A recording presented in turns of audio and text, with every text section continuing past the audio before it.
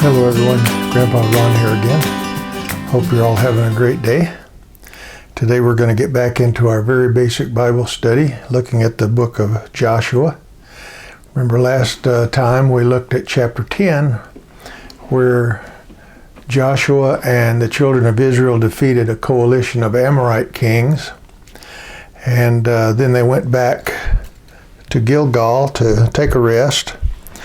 And I'll just repeat again. Remember, in the book of Joshua, it makes it sounds like everything's really compressed, that all these things happened very quickly, just boom, boom, boom, boom. But in actuality, these military campaigns took years. Some of the battles were resolved very quickly, but the actual campaigns took years. So they went back to Gilgal. Now let's see what the next phase of their occupation of the Promised Land is. Chapter 11, verse 1.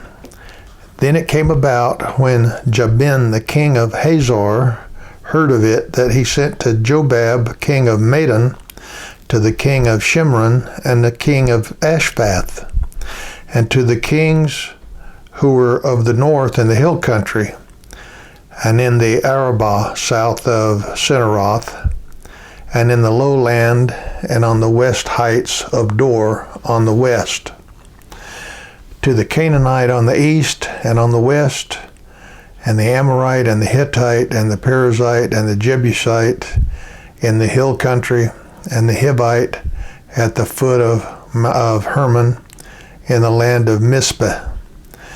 So even more of these kings now, hearing of Joshua's victory over this Amorite coalition, they're very worried now. Even though these kings, there was no love lost between them.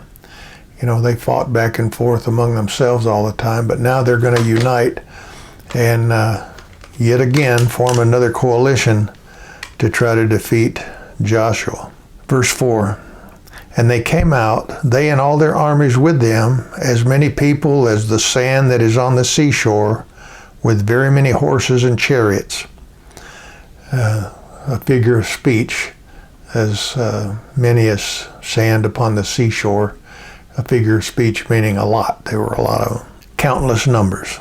Verse 5. So all these kings, having agreed to meet, came and encamped together at the waters of Merom to fight against Israel. So they've all gotten together. Their armies are all in a localized area. And I would assume they're making plans. Verse 6. Then the Lord said to Joshua, do not be afraid because of them, for tomorrow at this time I will deliver all of them slain before Israel. You shall hamstring their horses and burn their chariots with fire. Now, Joshua is probably already headed up to this area, and along the way, he's thinking about this. He knows he's up against a huge army, but God encourages him along the way. Now, this issue of hamstringing the horses and burning the chariots we'll talk about in a little later. Verse 7. So Joshua and all the people of war with him came upon them suddenly by the waters of Merom and attacked them. So Joshua didn't wait for them to attack. He's very aggressive. Don't know if this is a God-given ability to come up with these strategies or whether God shared directly with him how he should attack. But at any rate, he's very aggressive here. Verse 8. And the Lord delivered them into the hand of Israel, so that they defeated them and pursued them as far as Great Sidon and Misrephoth-Maim and the valley of Mizpeh to the east. And they struck them until no survivor was left to them. A total and complete rout. Just as God had promised before. He said, I'm going to go before you and I'm going to destroy these enemies. Verse 9. And Joshua did to them as the Lord had told him. He hamstrung their horses and burned their chariots with fire. Now, why would God tell them to do that? To cripple these horses and burn the chariots? Well, God has told him, if you trust in me, if you trust me, Do what I say, I will give you victory.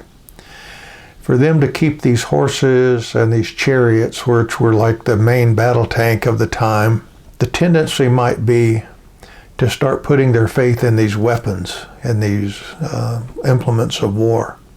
And God didn't want that. He wanted them to trust Him. And so He's giving them instructions to basically destroy the horses and these chariots.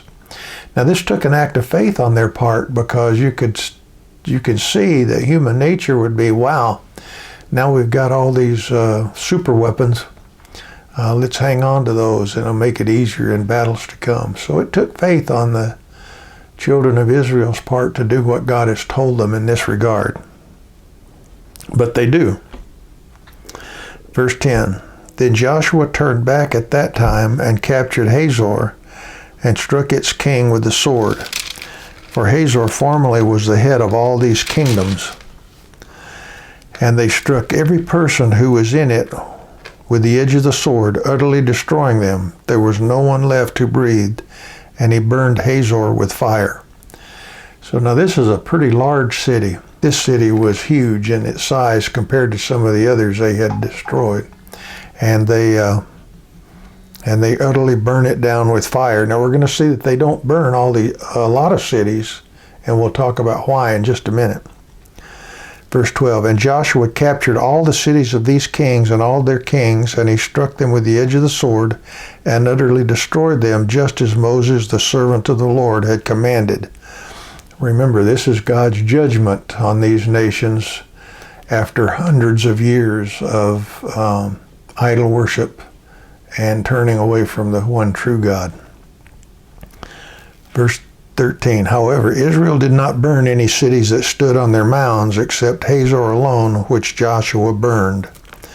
Well, why didn't they burn these other cities? Well, it's very likely that, the children of Israel are supposed to go into these lands and occupy them. It's hard to occupy a burned down building, a burned down city. So they wipe out the inhabitants, but they don't burn it usually, because they're able to now occupy the existing structures, and the existing infrastructure can be used. Verse 14, And all the spoils of these cities and the cattle the sons of Israel took as their plunder. But they struck every man with the edge of the sword until they had destroyed them. They left no one who breathed. Just as the Lord had commanded Moses his servant, so Moses commanded Joshua, and so Joshua did. He left nothing undone of all that the Lord had commanded Moses. So they're putting their trust in the Lord, not in weapons, not in chariots, not in tanks, but in God. And that's a lesson for us even today. America, we have a tremendous army, tremendous weapons, but we shouldn't be too quick to put our faith in those weapons. We put our faith in God. It's nice to have the weapons. The children of Israel had some weapons, but they didn't put their faith in the weapons alone. They put their faith in God. We can see in America's history, time after time, when America was the underdog in battles, and God providentially provided the victory for the Americans against overwhelming odds. You look at the battle like the Battle of Midway, for example. A lot of people would say, well, there were a lot of coincidences that gave America the victory. No, we were outnumbered, but God providentially arranged things where America was victorious. Let's continue. Starting in verse 16, there's a kind of a summary of all that's been going on, the conquest. Thus Joshua took all that land, the hill country, and all the Negev, and the land of Goshen, the lowland, the Arabah, the hill country of Israel, and its lowland, from Mount Halak that rises above towards Seir, even as far as Baal-Gad in the valley of Lebanon, and the foot of Mount Hermon. And he captured all their kings and struck them down and put them to death. Verse 18.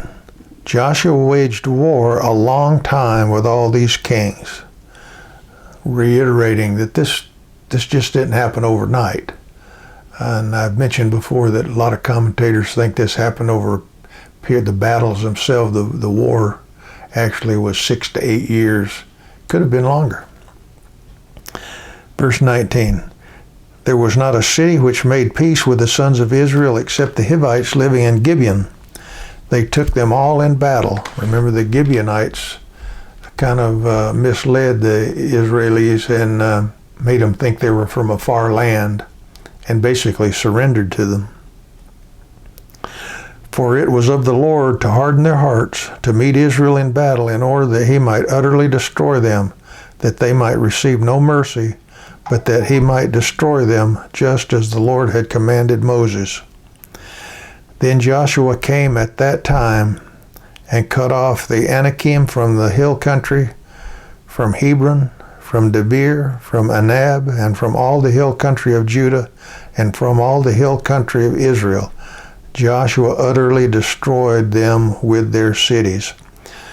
So God waited all these hundreds of years to make sure these people had made a decision against him, that there was no way they were turning back, because he's a fair and just God, but he's also righteous. He has to deal in judgment. So he gave them plenty of time to turn to him, to move away from idolatry, but they didn't. They refused, and they were wiped out. There were no Anakim left in the land of the sons of Israel. Only in Gaza, in Gath, and in Ashdod did some remain. So Joshua took the whole land according to all that the Lord had spoken to Moses, and Joshua gave it for an inheritance to Israel according to their divisions by their tribes. Thus the land had rest from war. So the promised land has now been taken, and we're going to see in future chapters how the land is divided up among the children of Israel. But all this was predicted. God told them everything that was going to happen. He told them what he was going to do. They trusted him, and he did it. And God gives us promises today throughout the Bible as Christians. And if we'll trust him, he's faithful and just. He'll forgive us of our sins. He saved us, and he has a plan for each of our lives. So we're going to stop there today. I hope this has been meaningful to you. Hope you watch the next one. In the meantime, God bless. Bye-bye.